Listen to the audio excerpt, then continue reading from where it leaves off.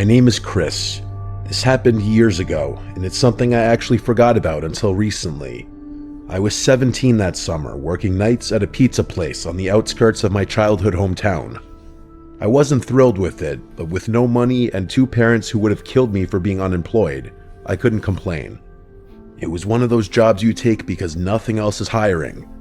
Slow shifts, sticky uniforms, and a beat-up delivery car that barely made it up hills. At least I didn't have to drive my own car. That would have sucked.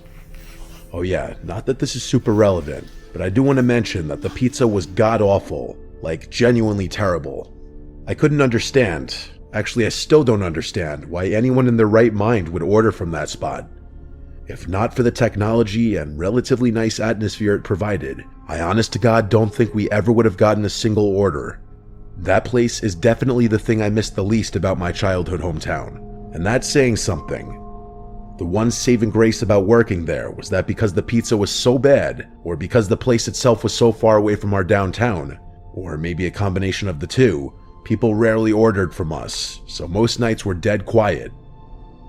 I'm not going to bore you with the mundane details about how my nights typically unfolded. It was a pizza place. I'm sure you could fill in the blanks yourself. One night, I was restocking the fridge with drinks when the tablet buzzed with an online order. Large sausage and olive pizza. I remember that distinctly because we never got olives. The address was out in the middle of nowhere, past the edge of our delivery zone, and I remember getting ready to reject it out of habit.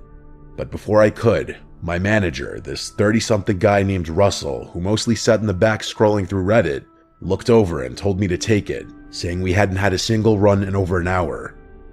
I didn't argue, so when the pizza was ready, I typed in the directions on my phone and grabbed the pie.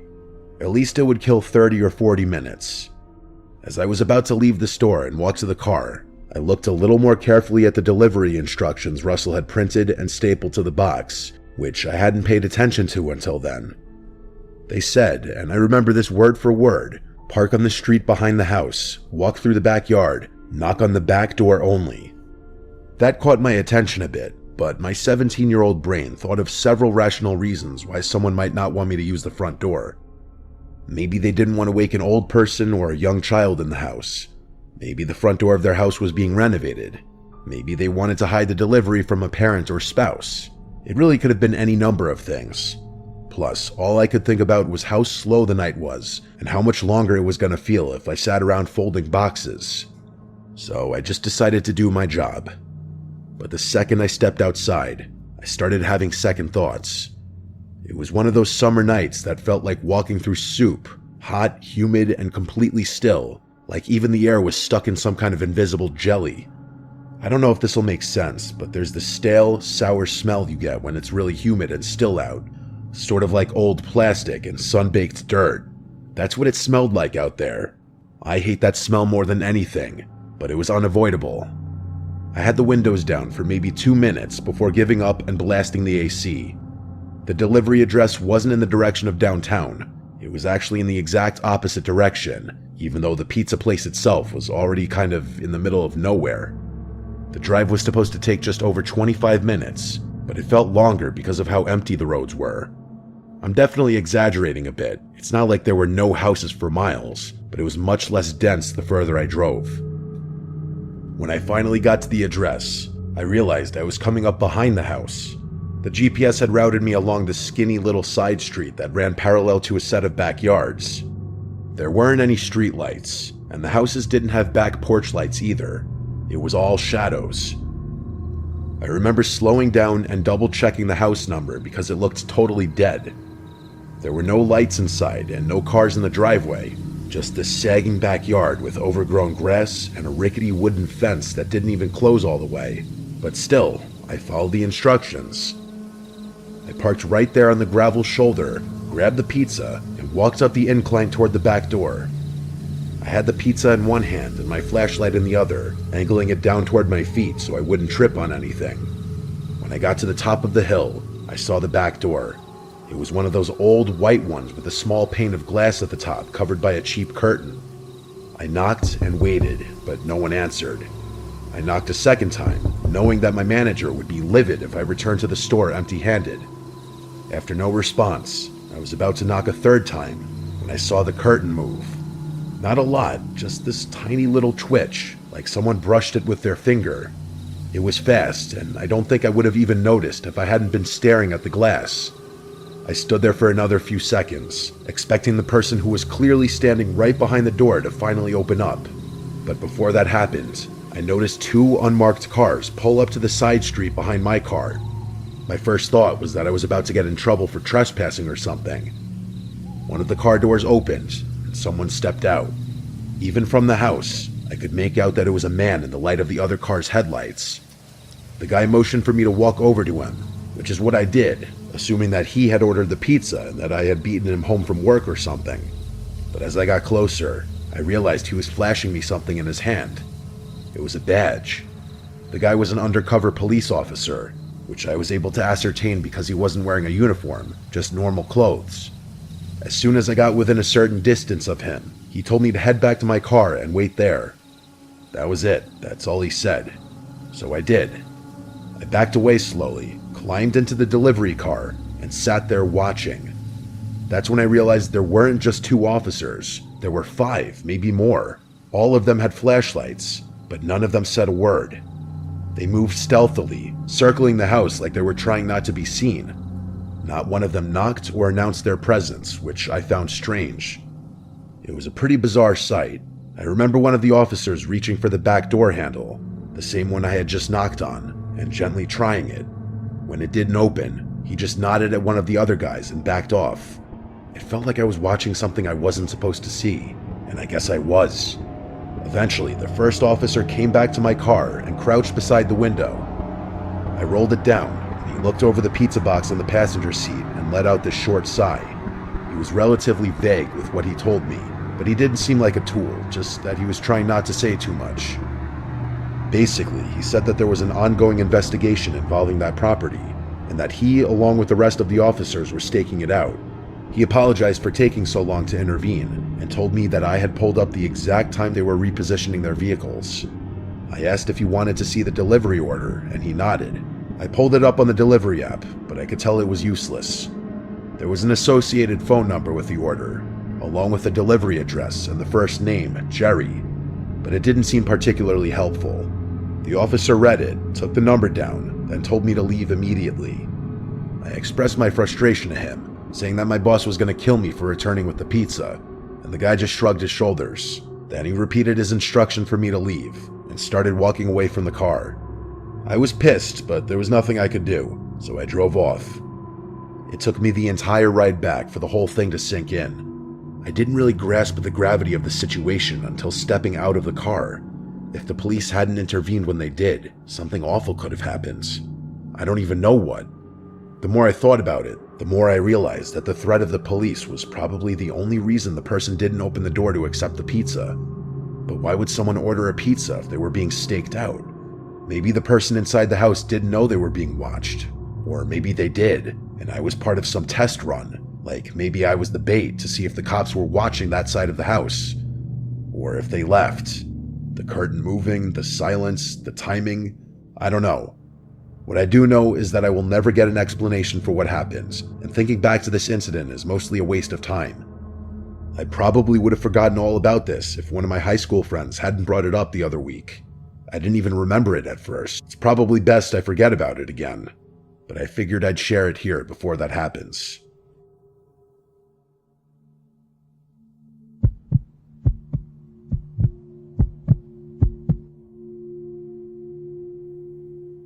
This happened just last year.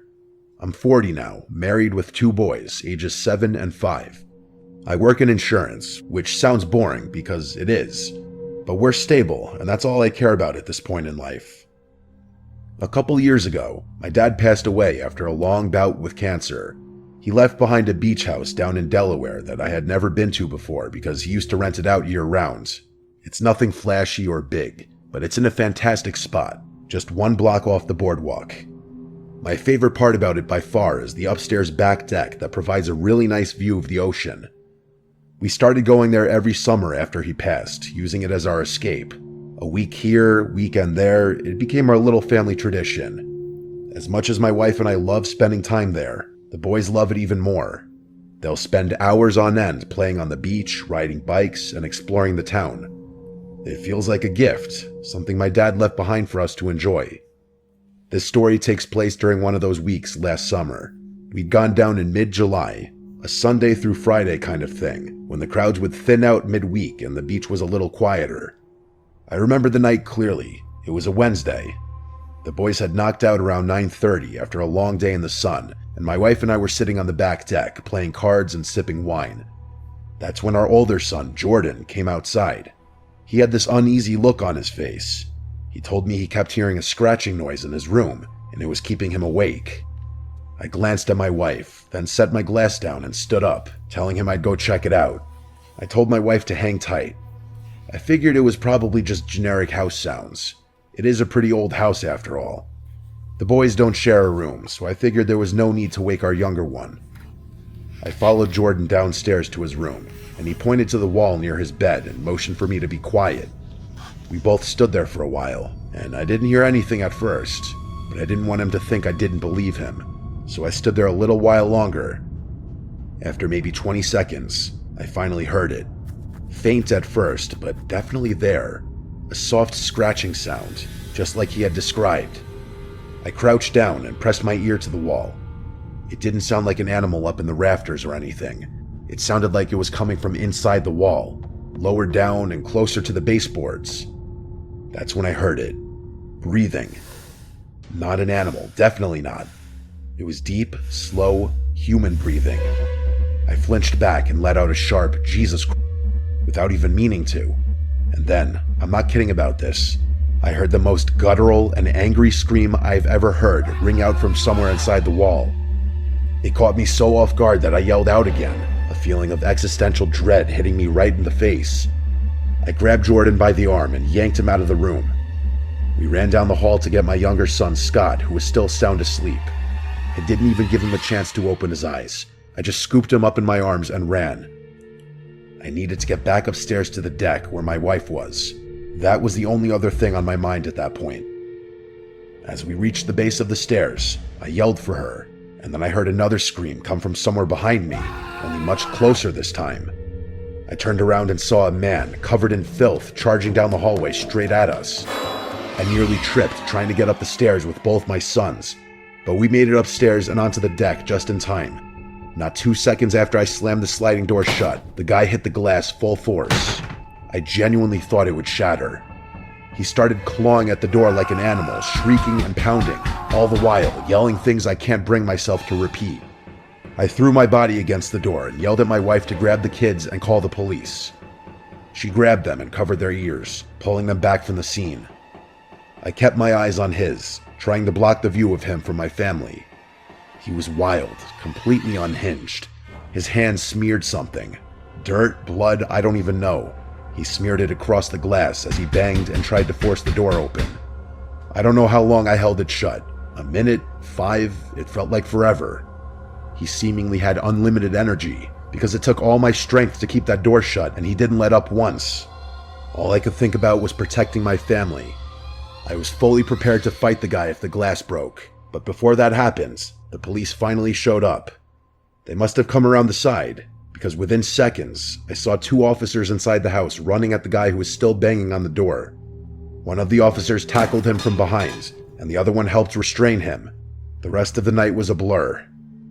After getting that guy out of my house and in the back of a police car, the officers asked me for my version of things, which I told them. Together, the 3 of us inspected the house to try and assess how that man had been inside the walls and how he had gotten out so quickly. Turns out, the house has a crawl space I didn't know about. There's an entrance underneath the back porch that you wouldn't know was there unless you were looking.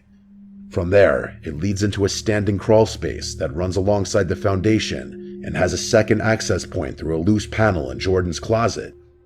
I had no idea it was there. I'd never done a full inspection of the house when I'd inherited it. Hell, I didn't even bother refinishing it. A few days later, I got more information from a detective who called to follow up. He told me the perpetrator admitted that he'd been staying in the crawlspace for months, that he had discovered the crawlspace entrance during the off-season, and was planning to harm my family that night for intruding on his, quote, new home. Apparently, the guy had been stealing food from both our house, which we somehow did notice, and our neighbor's trash bins. We didn't go back for the rest of the summer, not out of fear of something else happening, but out of trauma. I didn't want to bring my wife or kids back there for a while, and they didn't object. I hired a crew to seal off the crawl space completely, and once that was done, I was finally able to relax a little. We've been using the house again this summer, and I'm glad to say that things are back to normal, or at least as close to it as we're gonna get.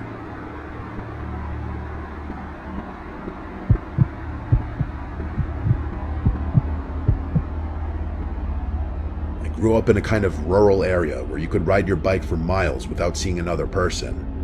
Like a lot of people, my favorite season was always summer. It still is actually, but it's been a while since I lived out in the country, so summer's lost a little bit of its charm. A lot of what made summer so special to me is tied to life in the middle of nowhere. There was something about the warmth, quiet, and emptiness I loved, something I could never find in the city. It's hard to explain, but I just felt so isolated, but in a good way. Like I had my own little corner of the earth, all to myself. Like I could disappear for hours and no one would know. Summer nights were always the best. The darkness added to the feeling of privacy and freedom that the little girl I used to be craved. I was 16 at the time. I had a friend back then named Taylor. She was a little more reckless than me, always pushing the limits in small ways. One random night in July, we decided to go stargazing. Just us, 2 bikes, and a bottle of wine. It wasn't the first time we had done something like this. Actually, it's something we did quite often. That is, until what I'm about to tell you happens. Come to think of it, this was probably one of the last times we went stargazing together. We didn't have a specific plan, just a direction.